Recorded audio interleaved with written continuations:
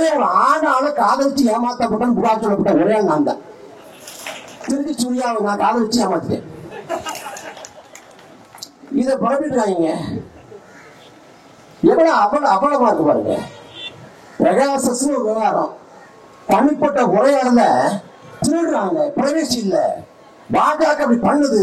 இந்த நாட்டில் தனி உரிமைக்கு கூட பாதுகாப்பு இல்லையா அப்படின்னு கேட்டது இதே திமுக. ஆனால் தனிப்பட்ட அலைபேசி உரையாடலை திருடி வெளியே வர்றான். எவ்வளவு அயோக்கியத்தனம். உனக்கு என்ன நினைக்கிற? திமுக பேசக்கூடாது. அப்படி மக்கள் போராடக்கூடிய திண்டாடக்கூடிய ஒரு ஆட்சியாகத்தான் இந்த திமுக ஆட்சி இருக்கு. திமுகவோட ஆட்சினா ரவுடிசம் தலைவிச்சாலும், கூலிப்பட கலாச்சாரம் பெருகிடும், சமூக அமைதி இருக்காது. ஆனா இந்த ஆட்சியை பார்த்த பிறகுதான் உண்மையிலே திமுக ஆட்சி எவ்வளவு மோசமான ஆட்சி என்பதற்கான சான்றாக வந்தது. தமிழ்நாட்டின் முதலமைச்சருக்கு ஏதாவது ஒன்று தெரியுதா? எந்த கொம்பனும் குறை சொல்ல முடியாத ஆட்சி. உங்க ஆட்சியை குறை சொல்ல கொம்பனி நோஞ்சாலே கேட்டா நீ சீட் பெல்ட் போடல, இல்லங்க சீட்டு பெல்ட்டே இல்லைங்க, அது ஏன் பிரச்சனை இல்லை. எங்க பார்த்தாலும் கொலை, கொள்ளை, ஆணவ கொலைகள், பாலியல் வன்கொடுமைகள் தமிழ்நாடு முழுக்க வன்முறை களமாக மாறிக்கொண்டு கருணாநிதி பற்றி ஒரு பாடல் போட்டதான் பிரச்சனை. மற்றபடி நாடு எல்லாம் அப்படி சுபிட்சமா இருக்கு. காவல்துறை தெரியாம, உளவுத்துறை தெரியாம அவன் கள்ளத்தை எடுத்துக்க முடியுமா? முடியாது, வாய்ப்பு இல்லை. மதுபான கடை நடத்தி வருமானம் ஈட்டி ஆட்சியை தொட வேண்டும் என்று வந்தால் நான் துண்ட உதவி தோல்ல போட்டு நடை கட்ட விடாது.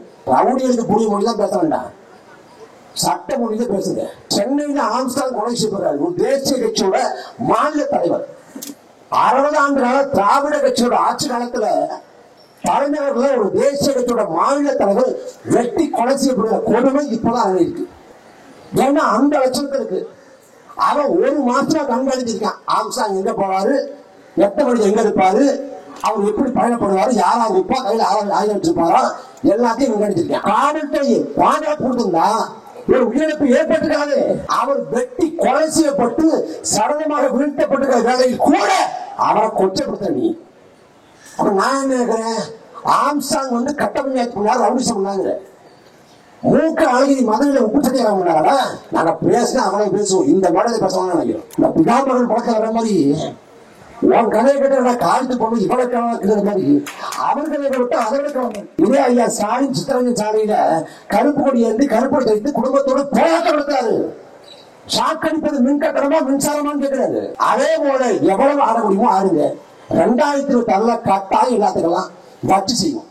தமிழ்நாட்டில் நிலவும் சட்ட ஒழுங்கு சிறுகட்டை கண்டித்தும்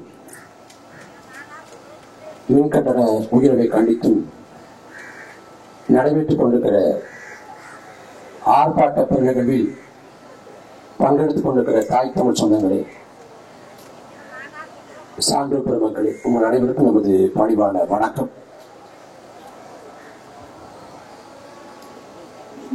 மன்னராட்சி முறை வீழ்த்தப்பட்டு மக்களாட்சி முறை பிரகடனம் செய்யப்பட்டது.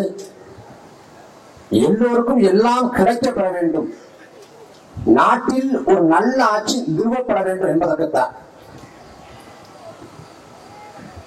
அரசியலமைப்பு சாசனம் அதற்காகத்தான் உருவாக்கப்பட்டது. இந்த நாட்டின் சட்டங்கள், திட்டங்கள், பார்லிமென்றம், சட்டமன்றம், நிதித்துறை, நீதித்துறை எல்லாம் மக்களுக்காகத்தான். மக்களின் பயன்பாடு ஒரு ஆட்சியோட அழகாக இருக்க முடியும். ஆனால் ஆளக்கூடிய ஆட்சிகள் மக்கள் விரோத கட்சிகளாக, ஆட்சிகளாக இருக்கிறது. நல்லாட்சின்னு ஒரு ஆட்சி யார் சொல்லணும்னா, எந்த மக்கள் வாக்கு செலுத்தி வரி செலுத்தி ஆட்சியை தேர்ந்தெடுத்தார்களோ அந்த மக்கள் தான் இந்த ஆட்சி நல்லாட்சின்னு சொல்லணும். ஆனால் இங்க மக்கள் யாரும் நல்லாட்சின்னு சொல்லல. மக்கள் போராடுறான்.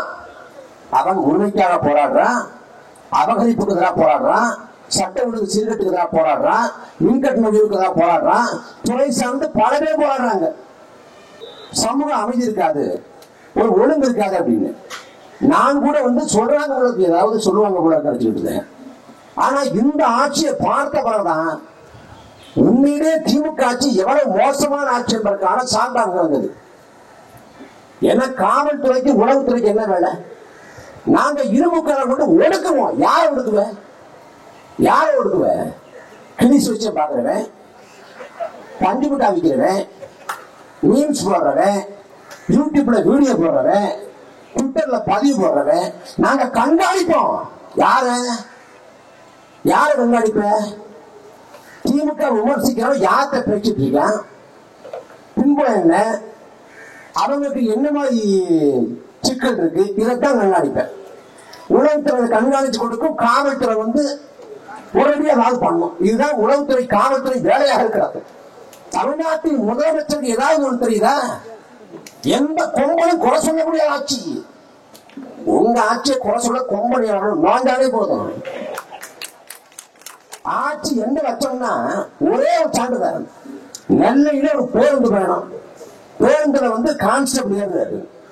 ஏறின உடனே அந்த கண்டக்டர் டிக்கெட் எடுங்கிறாரு. இல்ல நான் எடுக்க மாட்டேன், விதி இல்லைங்கிறாரு. அந்த கான்ஸ்டபிளுக்கும் கண்டக்டருக்கும் வாய் தகராறு. 2 பேருக்கு, அந்த 2 பேருக்குமான வாய் தகராறு அடுத்த 3 நாள் தமிழ்நாடு முழுக்க எதிரொலிக்குது. போக்குவரத்து அமைச்சகம் காவல்துறை அமைச்சகம் மோதிக்குது. தமிழ்நாடு முழுக்க அரசு பேருந்து ஓட்டுநர் மீது நடத்துற மீது வழக்க போடுறான். கேட்டா நீ சீட் பெல்ட் போடல. இல்லங்க சீட்டு பெல்ட்டே இல்லைங்க. அது ஏன் பிரச்சனை இல்லை, நான் சீட் பெல்ட் போடலன்னு வழக்க போடுவேன். நீ சீருடை அயன் பண்ணல, நீ 2 தள்ளி எடுத்திருக்க அப்படின்னு தமிழ்நாடு முழுக்க கேச போடுறேன். கேச போட்ட பிறகு 3 நாள் கழிச்சு அந்த கண்டக்டரையும் அந்த கான்ஸ்டபிளையும் தேடி பிடிச்சு 2 பேரும் கண்கள் பழிக்க, இதை நினைக்க, காதல் கசிந்துருகி கட்டி பிடிச்சு தேடி குடிச்சு சியர்ஸ் அப்படின்னு சொன்ன உடனே அந்த சமாதான படம் அரங்கேறிய பிறகு, அந்த காணொலி வெளியிட்ட பிறகு வழக்குல பார்த்து போறேன். இது ஆட்சியான நாடகமோட. ஒரு கான்செப்டுக்கு ஒரு கண்டக்டருக்கு ஒரு சின்ன வாய் தராருன்னா 2 அமைச்சருக்கு மோதலாக எப்படி வெடிக்குது? ஒண்ணு மத்திய அரசின் கட்டுப்பாட்டுல இருக்கு, இன்னொன்னு மாநில அரசின் கட்டுப்பாட்டுல இருக்கு. அப்படின்னா அந்த முரண்பாட்டை புரிந்து கொள்ள முடியும். ஆனால் 2மே மாநில அரசின் கட்டுப்பாட்டுல இருக்குது. ஆனாலும் போக்குவரத்துறையும் காவல்துறையும் மோதிக்குது. இந்த லட்சத்தை சட்ட ஒழுங்கு இருக்குது. தமிழ்நாட்டின் சட்ட ஒழுங்கு எங்க பார்த்தாலும் கொலை, கொள்ளை, ஆணவ கொலைகள், பாலியல் வன்கொடுமை தமிழ்நாடு முழுக்க வன்முறை களமாக மாறிக்கொண்டிருக்கிறார். ஆனா சொல்றாங்க சிறப்பான ஆட்சி கொடுத்துட்டு. என்ன சிறப்பான ஆட்சி கொடுத்துட்டு இருக்க?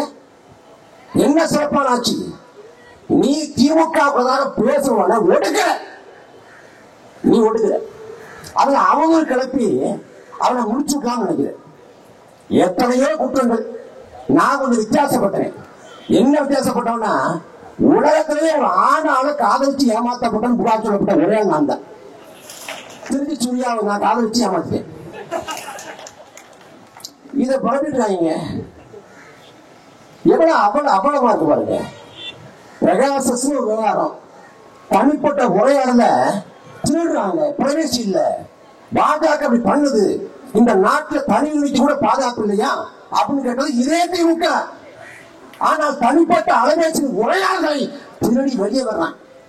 எவ்வளவு அகேத்தனம். உனக்கு என்ன நினைக்கிற? திமுக பேசக்கூடாது, திமுக கேள்வி கேட்கக்கூடாது, திமுக கண்டிக்க கூடாது, திமுக தான் போடக்கூடாது. செய்யக்கூடா. இன்னும் வீரியமா செய்ய. நீ எத்தனை அவங்க உழைப்பு எத்தனை முடிச்சு விட்டுற? நீ வடிவல் சொல்ற மாதிரி சோத்தை அடிவாங்கி சேத்தை அடிவாங்கி இருக்கிற மாதிரி நீ உச்சபட்சமான அவங்களோட கலப்பு வழக்க போடு, அடக்குமுறை பாச்சு. நாங்கள் இன்னும் மீறியாகும். நாங்க ஒன்னுகிட்ட அதிகாரம் இருக்குது. மாநிலத்தில் ஆட்சியாக இருக்கிற சட்டமன்ற உறுப்பினர்கள் 120 சட்டமன்ற உறுப்பினர் இருக்காங்க. அதிகார வர்க்கம் இருக்குது, பணபலம் இருக்கு, படைபலம் இருக்கு, ஊடக வெளிச்சம் இருக்கு. மத்திய 40 பாராளுமன்ற உறுப்பினர் இருக்காங்க. பாஜக கள்ள ஊழல் இருக்கு. இவ்வளவு இருக்கு. நாம் தமிழக கட்சி அதிகாரம் இல்ல, சட்டமன்ற உறுப்பினர் இல்ல, பாராளுமன்ற உறுப்பினர் இல்ல, ஊடக வெளிச்சம் இல்ல, காசு பணம் இல்ல, எதுவும் இல்ல. ஆனா நாங்க திமுக. நீ நாம் தமிழக கட்சி, நாம் தமிழக கட்சி பதற. உன்னோட கையாளத்தனம், ஐயா ஸ்டாலினோட கோழைத்தனம். வேற என்ன சொல்லணும்? நாட்டுல எதுவுமே பிரச்சனை இல்லைங்க. நாட்டுல பிரச்சனை தெரியுமில்ல, கருணாநிதி பத்தி ஒரு பாடல் போட்டதான் பிரச்சனை. மற்றபடி நாடு எல்லாம் அப்படி சுபிட்சமா இருக்கு, அமைதி பூங்காவா திகழ்ந்து. எவ்வளவு பெரிய கொடுமை. போன ஆண்டு 23 பேர் இறந்து போறேன் கள்ளச்சாராய மாநிலத்துல. 23 பேர் இறந்து போனப்ப அன்னைக்கு ஸ்டாலின் சொல்றாங்க, நாங்க இரும்புக்காரங்க ஒடுக்குவோம், அப்புறம் அதிகாரிகளை இடமாற்றம் செய்வோம், நாங்க யாரையும் சும்மா விட மாட்டோம். இது இந்த ஆட்சியில 22-23 பேர் செத்து போனாங்க. இப்ப மறுபடியும் பார்த்தா கள்ளச்சாலை குடிச்சு கருணாபுரத்துல கள்ளக்குறிச்சி பக்கம் கருணாபுரத்துல 66 பேர் செத்து போறாங்க. அந்த 66 பேர் செத்ததுக்கு பொறுப்பேற்க வேண்டியது யார்? தமிழ்நாட்டின் முதலமைச்சர் ஸ்டாலின். காவல்துறை யார் பக்கம் இருக்கு? உளவுத்துறை யார் பக்கம் இருக்கு? அந்த கள்ளச்சாலை விற்கிற இடத்துல இருந்து 200 மீட்டருக்குள்ள காவல் நிலையம் இருக்கு. 200 மீட்டருக்குள்ள நீதிமன்ற வளாகம் இருக்கு. காவல்துறை தெரியாம உளவுத்துறை தெரியாம அவன் கள்ளச்சாலை எடுத்துக்க முடியுமா? முடியாது, வாய்ப்பு இல்லை. சாதாரண இந்த வீதியில ஒரு பானிபூரி கடை போடணும், ஒரு தள்ளி வண்டி கடை போடணும், இல்ல ஒரு சாப்பாட்டு கடை போடணும்னா காவல்துறை ஒப்புதல் இல்லாத அனுமதி இல்லாத போட முடியாது.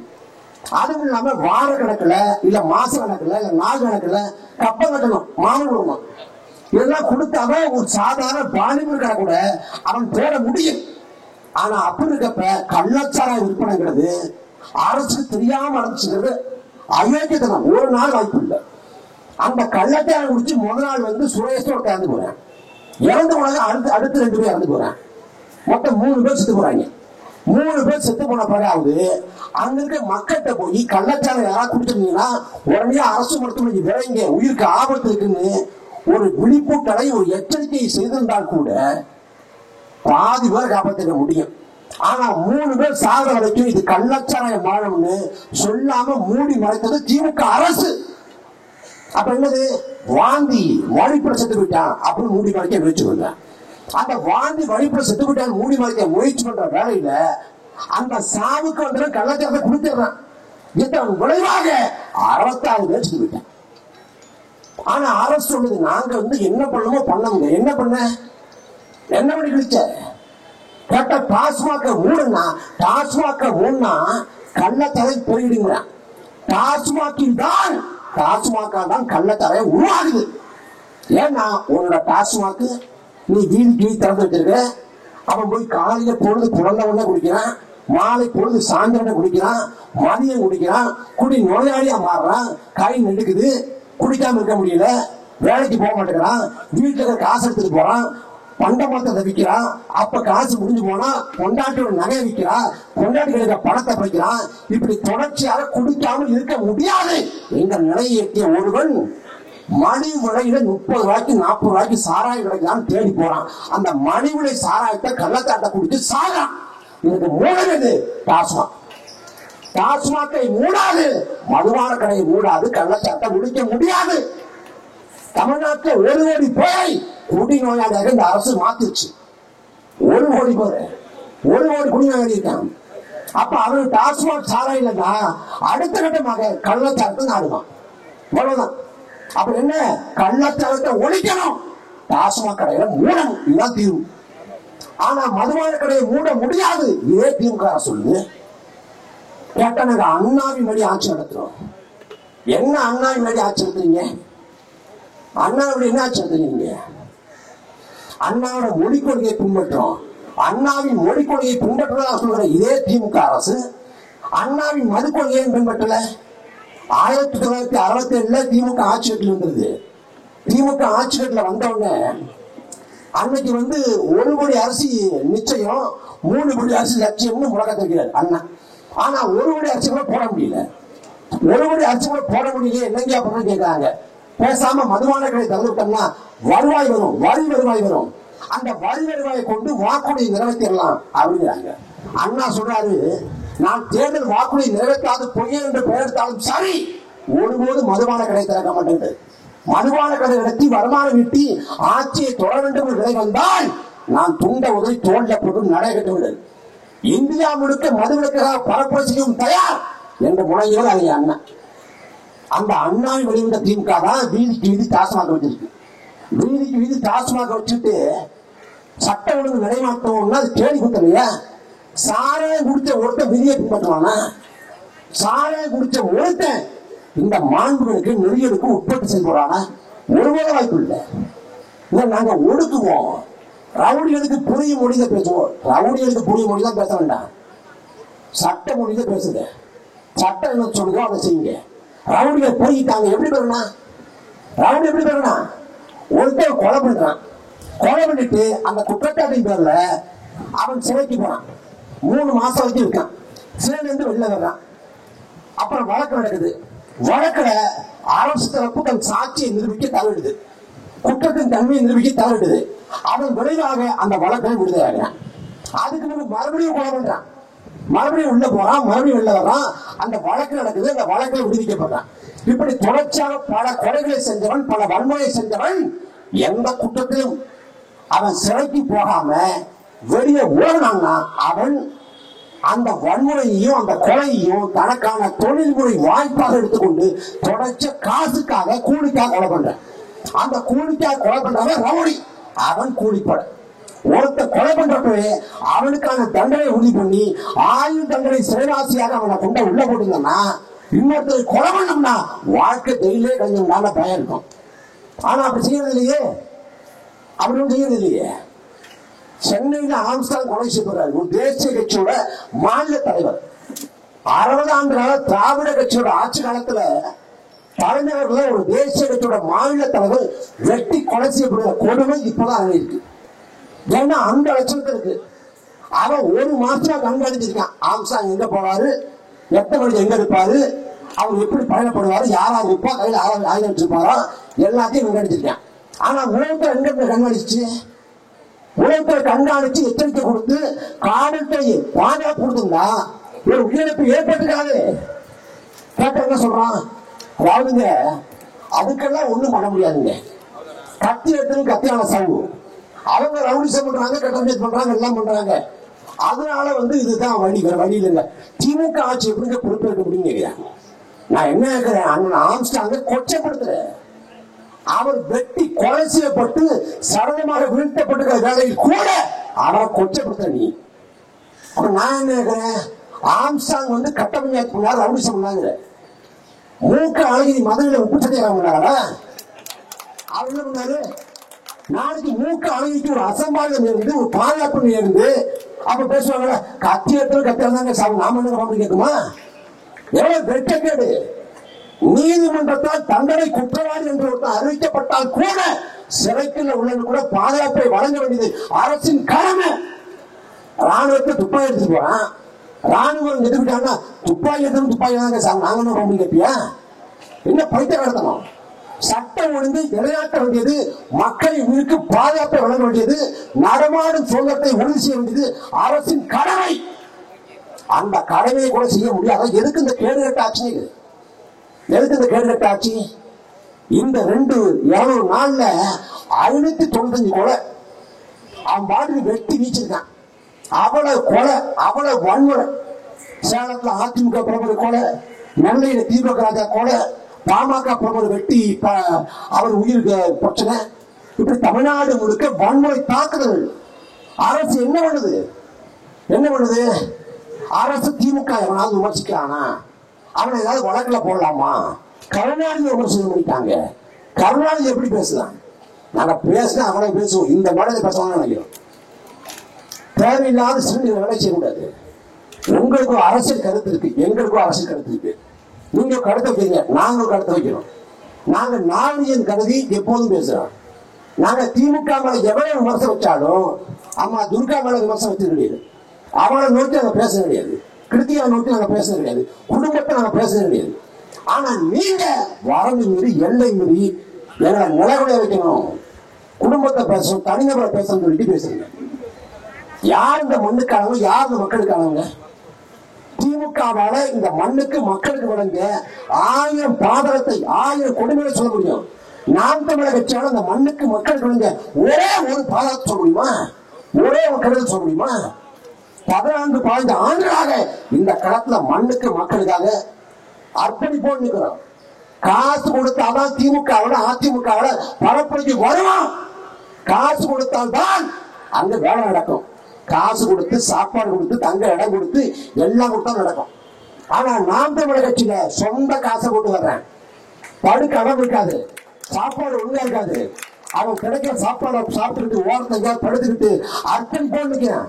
திமுக போல சம்பாதிக்க முடியும், வாரி தலைவர் பொறுப்பு கிடைக்கும், ஏதாவது நம்ம கான்ட்ராக்ட் எடுத்து ஏதாவது குறைக்காம நடப்பான். நாம் தமிழர் இழப்பு தான். கேஸ் போடுவோம், அவதூறு பரப்போம், என்ன வேணா செய்வோம். ஆனாலும் திமுறோடு நிற்கிறோம். ஏன்னா நாங்கள் நோக்கத்துக்கு வந்தவர்கள். திமுக மாதிரி காவடிப்பை கூட்டமானாங்க, ஊழடிச்சு உரைய போற கூட்டமானாங்க. திமுக பேசக்கூடாது பேசக்கூடாது. உனக்கு திராணியம் தான் பேசுறதுக்கு வழக்க போட்டு சிறைப்படுத்து, நெஞ்சில குத்து, முதுல குத்தாத, நேரடியாக கொண்டு வழக்கு போடு. குண்ட சட்டம் அதிமுக ஆட்சியை பார்த்தாச்சு, அதே போல வழக்க போடு, குண்ட சட்டை போடு, நெஞ்சில குத்து. எது சொல்றான்? முதுல குத்தாத, கோலம் மாதிரி. இந்த தமிழ்நாடு காவல்துறைக்கு என்னையே எவ்வளவோ பரவாயில்ல. உண்மையிலேயே என்னைய அடக்குமுறை, அது கொடுமை. ஆனா அங்க இருந்த அதிகாரிகள் ரொம்ப நாரியம் வளர்ந்துட்டாங்க, ரொம்ப கண்ணியம் நடத்துறாங்க, எந்த இடத்தையும் மரியாதை கொண்டு நடத்தல. எனக்கு எதுக்காக கூப்பிட்டாங்க அப்படின்னா, அலைவீச்சுல ஜெர்மன்ல இருந்து கூப்பிட்டாருன்னு தான் எனக்கு குறைச்சாட்டு. நான் போய் விசாரணை உட்கார்றேன்.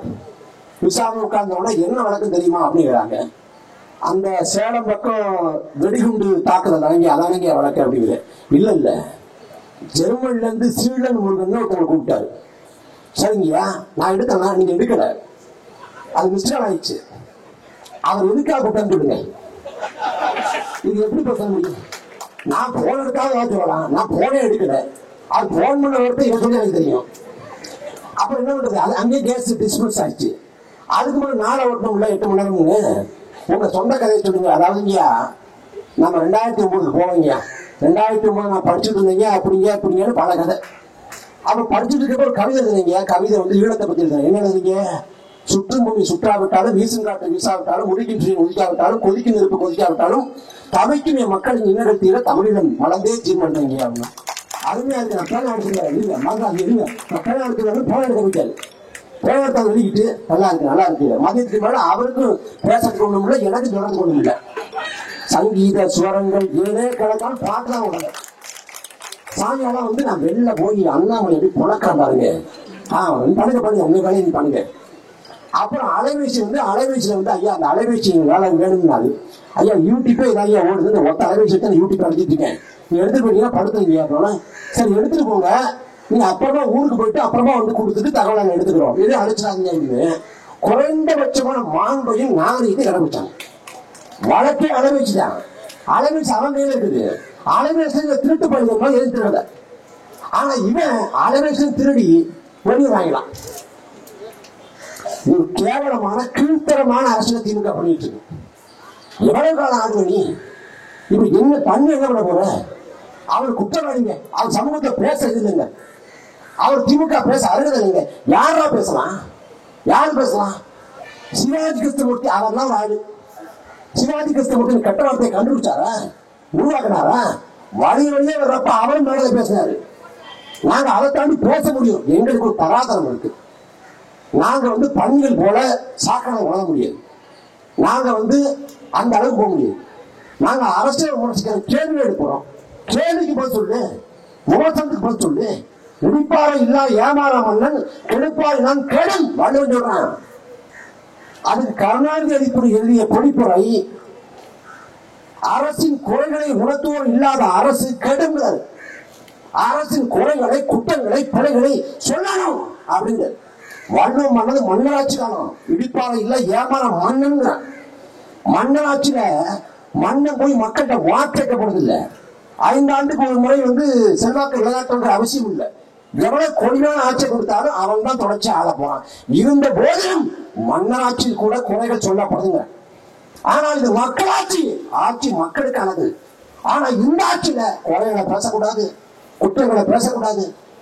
எப்படி ஆயிட்டாங்க அப்படின்னா, செல்வராகவன் இயக்குனர் அவர் பதிவு போடுறாரு. என்ன பதிவு போடுறாரு? மழை பெய்யறப்ப சென்னை அவ்வளவு ரம்மியமா இருக்குது. நான் ஒரு பதிவு போடுறேன், ஐயா கொஞ்சம் சாலை இறங்கி வாங்க, ரொம்ப நச நசம் இருக்குங்க, சென்னை தாங்காதுங்க. அதுக்கு திமுக திட்டம் அடிச்சுட்டு 4 பேர் நடிக்கான். எப்படாலும் திமுக குறைச்சலாம்னு. ஏன்னா மன நோயை மாறிட்டான். திமுக பேசக்கூடாது, திமுக சொல்லக்கூடாது, பாதிக்கப்படுறவங்களை கொச்சைப்படுத்துறது. திமுகவோட பாதிக்கப்படுறவங்களை கொச்சைப்படுத்தி கீழ்த்தரமாக திமுக இணைய குடிப்பட வேலை செய்யுது. களம் பெரு, இணைய தளம் பெரு. மக்களுக்கு தான் புரியாது. நீ அந்த கருத்து வழங்கிற திமுக பயங்கரமான ஆட்சி கொடுக்குதுங்க. அதுவும் மோடியெல்லாம் பார்த்து மறந்துட்டாரு, ஆண்கள் பார்த்து அழுந்துட்டார். ஸ்டாலின் அடித்தால் கிள்ளி, அழுந்தது வெள்ளி. ஸ்டாலின் ராஜ்யம், ஆளுநர் பூஜ்யம். வந்தாஸ்ட் உதயநிதி பாஜக சரணாகதி எங்கடா கண்டுபிடிக்கிறீங்க? எப்படி எழுதுங்க? யாரும் அடித்தாங்க? நாங்கள் தான் யூடியூப்ல வீடியோ போறோம், தமிழ் வைக்கிறோம், இப்படி எல்லாம் வரமாட்டேங்கிறாங்க. எனக்கு புதுசு புதுசா சொல்றேன். பாரதிய ஜனதாவை திமுக எதிர்க்குமா? எதிர்க்க மாட்டான். எதிர்ப்பது போல வேலை விடுவான். திமுக கோட்பாடு என்ன? லெப்ட்ல கையை காட்டுவான், ரைட்ல இண்டிகேட்டர் போடுவான், ஸ்ட்ரைட்டா போடுவான். கணிக்கவே முடியாது. இவங்க அம்பானி அதானி இருக்கிறாங்களா? அதானியோட வாகனம் அண்ணன் சொன்னது போல, அண்ணன் ஸ்ரீதர் அவர்கள் குறிப்பிட்டு சொன்னது போல, அதானியோட வாகனம் சித்தன் தலைக்கு இருந்துச்சு. அதானி தமிழ்நாட்டில் எதற்காக வந்தார் சொல்லு பாப்பனி. சபரிசம் சந்திக்கிறேன் சொல்லு. திமுகவுக்கும் அதானிக்கும் மறைமுக ஒப்பந்தார்கள் சொல்லு. அதிமுக ஆட்சி காலத்துல நிலக்கரி இறக்குமதி செஞ்சதுல 3000 கோடி ஊழல் செஞ்சது அதானி தான். எனக்கு தாடி இருக்கு, தெம்பு இருக்கு, வீரம் இருக்கு, ஆன்ம இருக்கு, முதல் இருந்தா அதானி வழக்க போற துப்பு இருக்கா? ஒரு பாட்டு பண்ணதுங்க, ஒரு பாட்டு பண்ணதுக்கு உடனடியா கைது பண்ண துடிக்கிறாங்க. ஆனா இந்த ஆட்சியில கைது பண்ண வேண்டிய எல்லாரும் வெளில விடுறேன். அதிமுக ஆட்சி காலத்துல தூத்துக்குடி துப்பாக்கி சூடு, அந்த தூத்துக்குடி துப்பாக்கி சூடு தொடர்புடைய ஒருவரை விடுவிக்க மாட்டோம், நாங்க ஒருவரை விட மாட்டோம், நாங்க வந்தோம்னா குற்றவாளிகளை கூண்டேற்றும் சொன்னது இதே திமுக.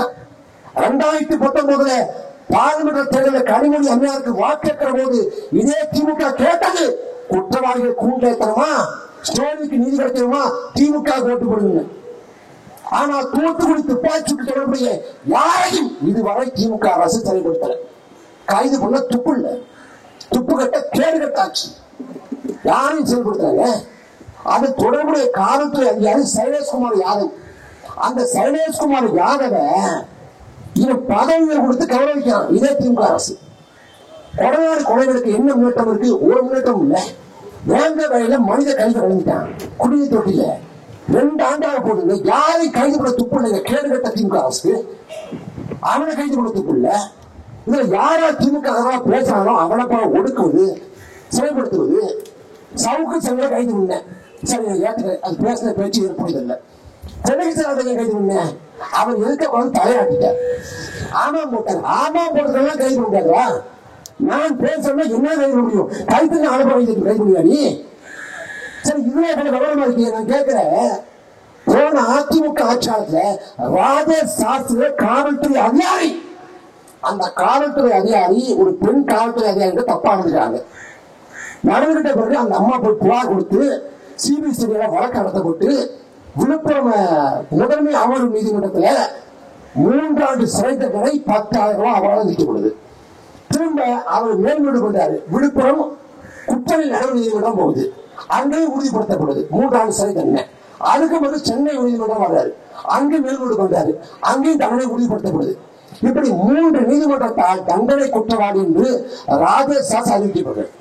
அப்படி அறிவிக்கப்பட்ட பிறகு அவரால் ஜாமீன் வாங்க முடியல, இடைக்கால தடை வாங்க முடியல தீர்ப்புக்கு. ஆனா கடந்த மே 17ஆம் தேதி உச்ச நீதிமன்றம் போய் அந்த தீர்ப்புக்கு இடைக்கால தடை வாங்கினார். அந்த 3 நீதிமன்றம் உறுதிப்படுத்திய பிறகு இடைக்கால தடை வாங்குறதுக்கு இடையே 11 மாசம் இருக்கு. 11 மாசங்கள்ல நீதிமன்றத்தால் தண்டனை குற்றவாளி என்று அறிவிக்கப்பட்ட ராஜேஷ் சாஸை கைது பண்ணாம திமுக அரசு, தமிழ்நாடு அரசு காவல்துறை ஏன் விட்டு வச்சுச்சு? நீதிமன்றத்தால் தண்டனை குற்றவாளி என்று அறிவிக்கப்பட்ட ராஜேஷ் சாஸை 11 மாசம் ஏன் கைது பண்ணல?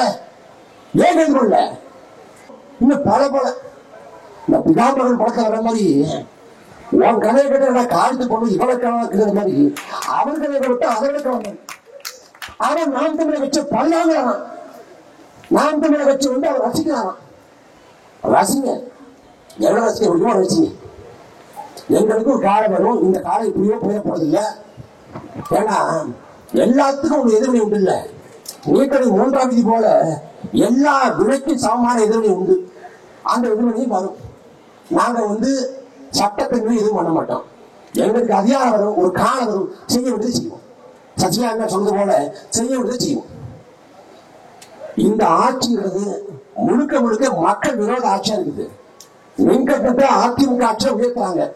இதே ஐயா ஸ்டாலின் சித்தரஞ்சன் சாலையில கருப்பு கொடி ஏந்தி கருப்பு தைத்து குடும்பத்தோடு போராட்டம் நடத்தாரு. சாக்கடிப்பது மின்கட்டணமா மின்சாரமான்னு கேட்கிறாரு. ஆனா உங்க ஆட்சி எனக்காக 3 முறை மின்கட்டத்தை விட்டுறீங்க. எதற்காக? இந்த மின்கட்டத்தை உயர்த்தினால் சாமானிய மக்கள் தான் பாதிப்படைவார். எல்லா கடையோட வாடகை உயரும். அந்த வாடகை உயர்னா அவன் அந்த விலை எங்க போடுவான்? அத்தியாவசிய பொருட்கள் விலை போடுவான். அப்ப அத்தியாவசிய பொருட்கள் விலை உயரும். அத்தியாவசிய பொருட்கள் விலை உயர்ந்தா யார் பாதிப்படுவா? அடித்தட்டு உழைக்கும் மக்கள். உங்களுக்கு என்ன, நீங்க 3 ஆண்டு 30,000 கோடியை கொண்டுட்டு இருக்கீங்க. இன்னும் பல தலைமைக்கு சொத்து இருக்கு. சாமானிய மக்கள் அன்றாடம் கட்சி என்ன, அது என்ன பதில் இருக்கு? ஒரு பதில் இல்லை. திமுக எவ்வளவு ஆடணுமோ ஆடட்டும், என்னென்ன கொடுமைகள் பண்ண முடியுமோ பண்ணட்டும். ஏன்னா அவங்க அப்பா இதே போல ஐயா கருணாநிதி அவர்கள் பண்ணாங்க. 2006-2011 ஆட்சி காலத்துல அவ்வளவு பண்ணாங்க. 2011 திமுக ஆட்சி இருந்துச்சு. எதிர்கட்சியாக பதவி கூட ஐயா கருணாநிதியை பெற முடியல. 10 ஆண்டு திமுக கூப்பிட இருந்துச்சு. அப்ப ஐயா ஸ்டாலின் சொன்னாங்க, கடந்த காலத்து அவருக்கு மன்னிப்பு கேட்கிறாங்க. மன்னிப்பு கேட்டு மன்றாங்க. 10 ஆண்டு அதிகாரத்தை இழந்த திமுக அதுக்கு பிறகு அதிமுகவோட தவறு விளைவாக ஆட்சி கைப்பற்றது. அதே போல எவ்வளவு ஆட முடியுமோ ஆடுங்க. 2026 கட்டாயம் எல்லாத்துக்கெல்லாம் வச்சு செய்வோம். இதனால நாங்க சோர்ந்து போயிடுவோம், உடஞ்சி போயிடுவோம். என்ன பண்ண முடியுமோ பண்ணு, எவ்வளவு பண்ண முடியுமோ பண்ணு. நாங்க திமிரி எடுப்போம், திருப்பி அடிப்போம், யூனியமா போராடுவோம். ஏன்னா தலைவர் சொன்ன போல சத்தியம் நமக்கு சாட்சியாக இருக்கிறது, வாழாதவருக்கு வழியாட்டியா இருக்கிறது. நாம் துணிந்து போராடுவோம் என்று தலைவர் பிரபாகர் முடிஞ்சது போல சத்தியம் சாட்சியா இருக்கு. எங்களுக்கு தலைவர் பிரபாகர் உளவியல் படமாக இருக்கு. அது ஒண்ணு போதும், நாங்கள் இருந்து வருவோம். அதனால வெறி வேணும் இல்ல, வண்ணம் வேணும் இல்ல. எதிரி சண்டை போடாமட்டாலும் நம்ம சுதந்திரம் இல்ல. நீ வெறியேற்றி விடு, வண்ணத்தை வளர்த்து விடு, ஒழிச்சு கட்டிருந்தாங்க அளவுக்கு வண்ணத்தை வளர்த்து விடு. நாங்க உறுதியா அடிப்போம், ஏறி அடிப்போம். அதனால தொடர்ச்சியாக இந்த மண்ணுக்கான மக்களுக்கான களத்தில் அயராது பாடுபடுவோம், போராடுவோம். இந்த அவதூறு பரப்புரைகள், அடக்குமுறைகள், ஒடுக்குமுறைகள் எல்லாத்தையும் புறந்தடுவோம். பொது வாழ்க்கை வந்துட்டா 2 குணம் ரொம்ப அத்தியாவசியம். ஒண்ணு சகிப்புத்தன்மை, 2 வேணும். கொடும் அடக்குமுறையோ கடும் அவதூறு பரப்புரையோ எல்லாத்தையும் தரணும். என்னமோ காசு சொல்லுவான், எல்லாத்தையும் புறந்துடுவோம். நாம் இலக்க நோக்கிய பயணத்துல நாம் நடைபெறுவோம். நம் கோட்பாடு கொள்கை தெளிவாக இருக்கிறது. நம் தலைவர் வழியாட்டியாக இருக்கிறார். அந்த தலைவரை நெஞ்சிலேந்தி இந்த இனத்துக்கான விடுதலை பயணத்தில் அயராது பாடுபடுவோம். நன்றி, வணக்கம்.